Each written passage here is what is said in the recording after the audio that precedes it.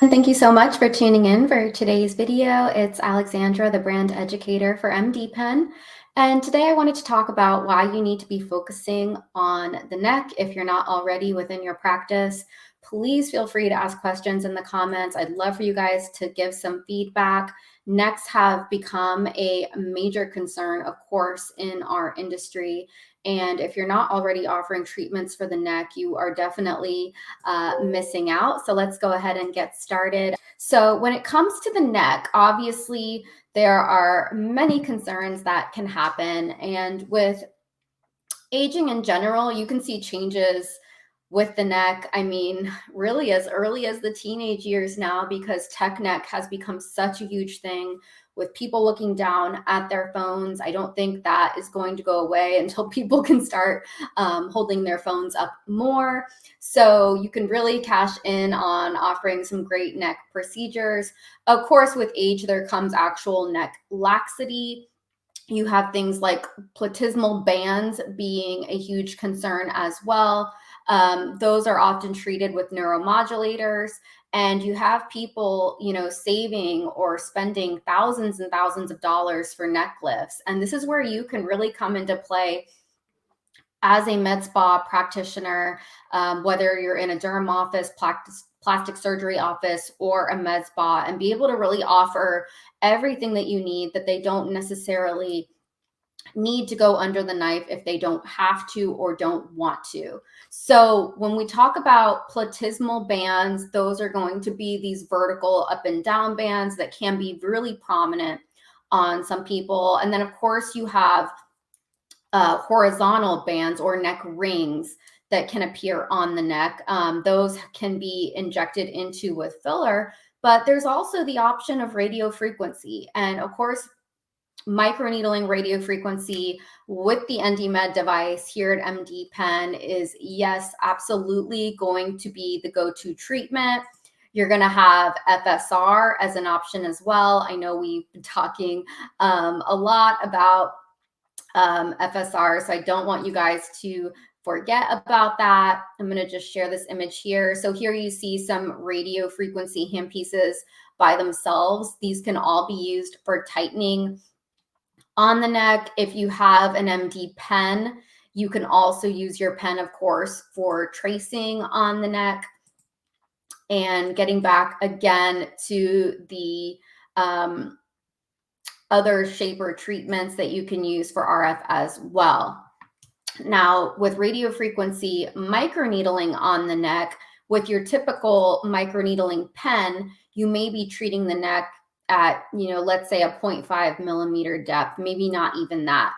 But with microneedling intensive radio frequency, this is where you can get up to 1 to 1.5 on the neck, which is going to be a much higher depth. Plus you have that heating option that's really going to help tighten and help with the laxity itself.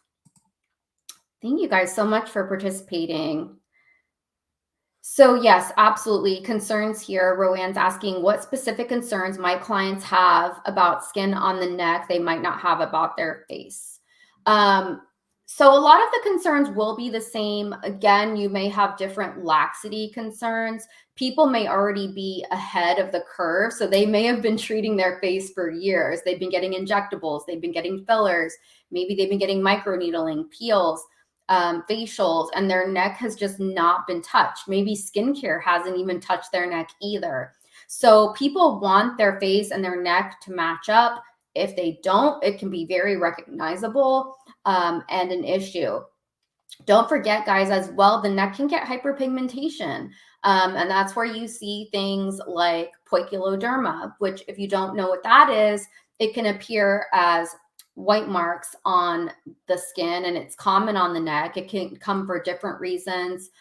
Sometimes the skin can appear more red with these white circles showing up, and a lot of people don't know what that is. And while you cannot restore pigment to the PIH, to the poikiloderma, those white circles, you can help fade the skin around it, and you're still able to treat over the poikiloderma to make it blend in more with other parts of the neck. So there can be all different types of issues. Of course, the skin on the neck is going to generally be thinner. So you can see signs of laxity and things like that earlier where you would on the face. Also, again, the neck, you're doing that downward motion every time you look down. So you do want to be aware of that. You generally have less sebaceous glands on your neck too. So the skin there can also need more hydration. Thank you guys so much for your participation here. I do see questions coming in about skincare, and I will definitely get to those. This is a great question. Hi, Alex. What role do client preferences and lifestyle factors play into determining the most appropriate neck treatment and product for their needs? Wow, so that's a really good loaded question. So yeah, you want to get to know your clients. I'm sure you guys do. I'm sure you have your regulars. Definitely know their lifestyle. Know if they spend a lot of time outdoors. Are they athletic? Do they have young kids? Are they going to the pool, to the park? Do they garden? You want to know all of these things when choosing a treatment. But one thing I will say that's so amazing about microneedling in general is that you're guaranteed that you need to spend that week of time out of the sun for sure. That doesn't mean you can't run errands and go out and about in your car and take short walks and things like this, but you don't want that direct sun exposure. You don't want a beach or tropical vacation, but it's not going to necessarily impede on these types of patients' lifestyle. Also, of course, they want to be wearing a good sunscreen the next day or 48 hours following the treatment, have them on board with that, but it's not going to impede them in that way. So while it is good to know all of these helpful things and obviously knowing your good contraindications, most of your clients will be candidates for this, assuming they don't have, of course, those few contraindications. So let's get into skincare. I do see some questions coming in. Are there any particular ingredients or products effective for treating the neck area? So yes, there are, of course. Almost anything you do to your face, you can also apply on your neck. Obviously, you want to make sure you're cleansing your neck. Of course, we love MDPen's hydrating cleanser. And if you're cleansing your face in the shower, go ahead and just use it on your neck and décolleté. Again, this is a very thin, fragile area, so it's great to have a cleanser like this. I can't stress enough, guys, with vitamin A. If you're using retinol, if you are using MDPen's Radiant Retinol, make sure you do get that on the neck. You could do that extra half a pump or pump and make sure you're applying that on the neck area. In the evening, I always say this, I always train this way. It's gorgeous to use the Radiant Retinol first with the Revita Peptide Moisturizer right over it. You can even do double pumps of both and then just mix them directly together, or put the retinol on first with the Revita over it.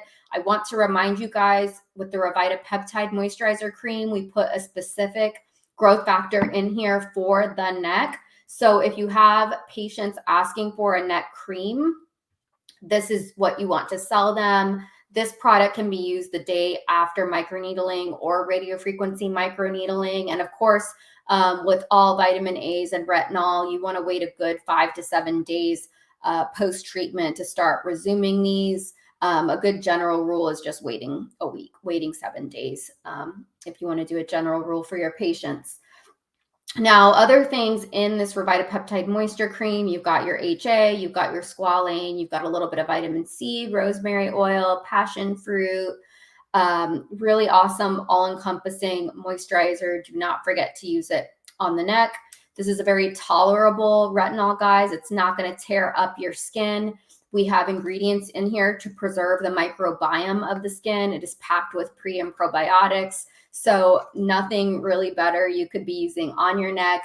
If you do have issues with discoloration on your neck, I will tell you it's really impressive what RF microneedling by itself can do for discoloration. I've seen really impressive before and after photos from EndyMed for this.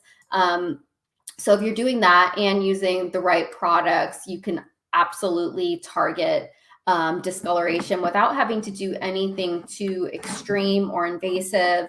If you've ever done a moderate to strong peel on your face and had it done on your neck, it's amazing how much longer it takes for your neck to heal. And this can be difficult. I've even had people say they will never do a peel on their neck again because it can be so itchy, so uncomfortable. So a great way to go, honestly, is microneedling. Always prepare for a couple extra days of healing when it comes to the neck. The skin there is very responsive, very sensitive, and things like this.